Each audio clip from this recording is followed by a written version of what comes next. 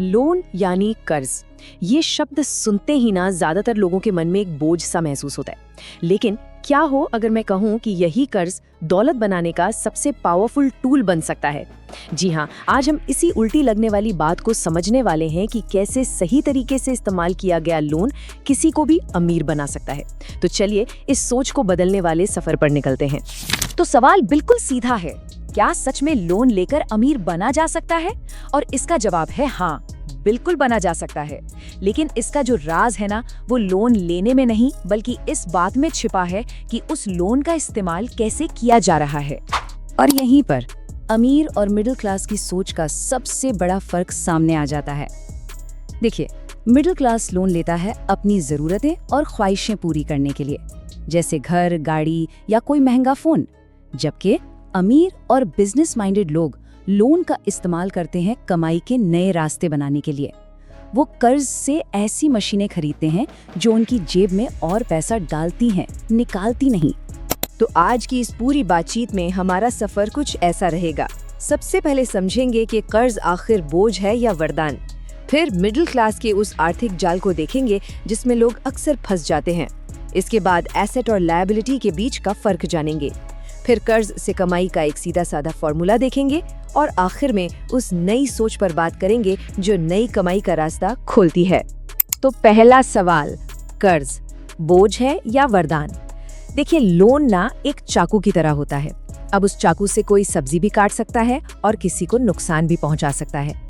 सब कुछ इस बात पर निर्भर करता है कि उसे इस्तेमाल कौन और कैसे कर रहा है। चलिए अब बात करते हैं उस जाल की जिसमें अक्सर मिडिल क्लास फंस जाता है। ये समझना बहुत जरूरी है कि सिर्फ पैसे बचाने की जो हमारी पारंपरिक सोच है, वो आज के जमाने में एक हारता हुआ खेल क्यों बन चुकी है। ये लाइन सुनने में बहुत कड़वी लग सकती है, लेकिन एक बहुत बड़ी सच्चाई की तरफ इशारा करती है। आज का मिडिल क्लास कल पुअर बनेगा। ये डराने के लिए नहीं बल्कि हमें जगाने के लिए है कि अगर हमने अपनी सोच नहीं बदली तो आर्थिक सीढ़ी पर नीचे जाना लगभग तय है।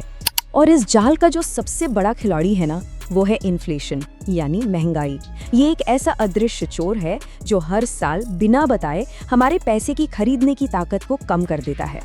जो चीज आज 100 रुपए की है वो अगले साल 107 की हो जाती है और हमारा पैसा बेचारा वहीं का वहीं रह जाता है। अब जरा इन आंकड़ों को देखिए, ये पूरी कहानी खुद ब खुद साफ कर देते हैं। बैंक की फिक्स डिपॉजिट पर हमें रिटर्न मिलता है मान लीजिए 6.5%, लेकिन औसत महंगाई दर ही 7% है।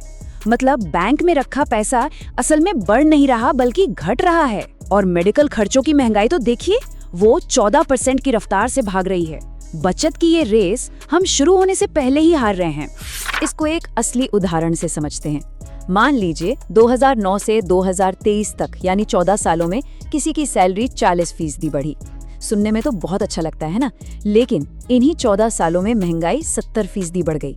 इसका सीधा मतलब ये है कि सैलरी बढ़ने के बावजूद आज खरीदने की ताकत 2009 के मुकाबले कम हो गई है। तो इस जाल से निकलने का रास्ता क्या है? इसकी शुरुआत होती है दो बहुत ही सिंपल शब्दों को समझने से, जो किसी का भी आर्थिक भविष्य तय कर सकते हैं। एसेट और लायबिलिटी। इन दोनों में फर्क बहुत ही आसान है। एसेट वो चीज है जो जेब में पैसा डालती है और लायबिलिटी वो चीज है जो जेब से पैसा निकालती है। बस इतनी सी बात को अगर गांठ बांध लिया ना तो सारा खेल समझ में आ जाएगा। चलिए इसको एक सवाल से समझते हैं। एक कार, क्या लगता है वो एसेट है या लायबिलिटी? ज्यादातर लोग कहेंगे भाई लायबिलिटी है, लेकिन रुकिए, जवाब इतना सीधा नहीं है। देखिए, अगर कार सिर्फ घूमने फिरने और दिखावे के लिए है तो उसकी ईएमआई, पेट्रोल और मेंटेनेंस जेब से पैसा निकाल रही है, तब वो एक पक्की लायबिलिटी है। लेकिन अगर उसी कार को ओला या उबर में लगाकर हर महीने कमाई की जा रही है तो वो जेब में पैसा डाल रही है, तब वही कार एक एसेट बन जाती है। फर्क साफ है ना? और यही बात हमारे घर पर भी लागू होती है।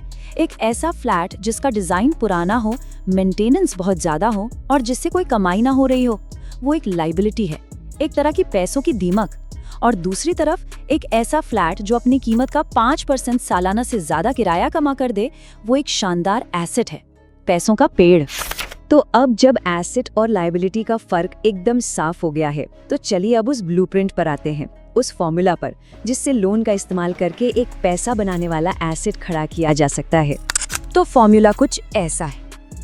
कहानी शुरू होती है एक दुकान से। किसी तेजी से डेवलप हो रहे एरिया में एक दुकान ढूंढिए। मान लीजिए दुकान 50 लाख की है तो बैंक से लगभग 80% यानी 40 लाख का लोन ले लीजिए। अब दुकान खरीदते ही उसे तुरंत किराए पर दे दीजिए और जो किराया आ रहा है उससे अपनी फिक्स्ड ईएमआई चुकाने में मदद लीजिए और बस सही समय का इंतजार कीजिए। और इस फॉर्मूले का असली जादू वो इस स्लाइड में छिपा है। आपकी ईएमआई तो फिक्स्ड रहेगी, मान लीजिए 40,000 रुपए महीना। ये पत्थर की लकीर है, ये नहीं बदलेगी। लेकिन दुकान का किराया वो तो हर साल बढ़ेगा। पहले साल 30,000, तीसरे साल तक 44,000 और 10वें साल तक 88,000 हो जाएगा। ईएमआई वहीं की वहीं है, लेकिन कमाई लगातार बढ़ती जा रही है। और इसका नतीजा, इस स्ट्रेटजी से करीब 12 साल में एक ऐसे एसेट का मालिकाना हक मिल जाता है जो पूरी तरह से कर्ज मुक्त है और जिंदगी भर बिना कुछ किए पैसिव इनकम कमा कर देगा। अब आते हैं सबसे जरूरी हिस्से पर, नई सोच, नई कमाई। क्योंकि असली एसेट कोई दुकान या प्रॉपर्टी नहीं होती, असली एसेट होता है हमारा सोचने का तरीका।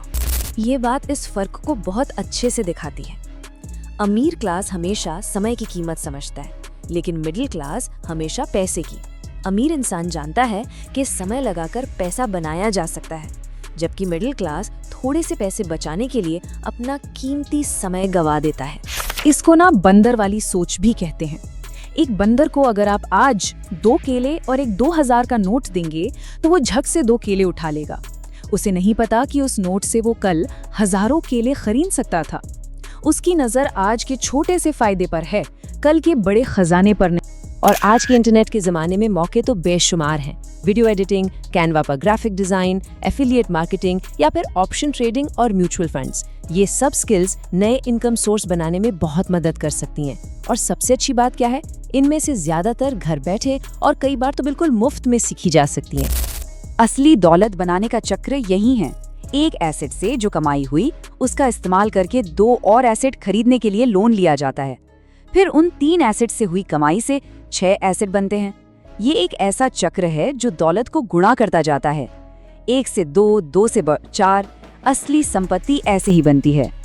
तो आखिर में बस एक सवाल सोचना जरूरी है, किसी की ताकत उसकी किस्मत से बड़ी है या छोटी? देखिए, किस्मत सिर्फ तब तक रोक सकती है जब तक कोई अपनी ताकत को उससे छोटा मानता है। जिस दिन इंसान अपनी ताकत को बड़ा मान लेता है ना, किस्मत को भी झुककर रास्ता देना पड़ता है।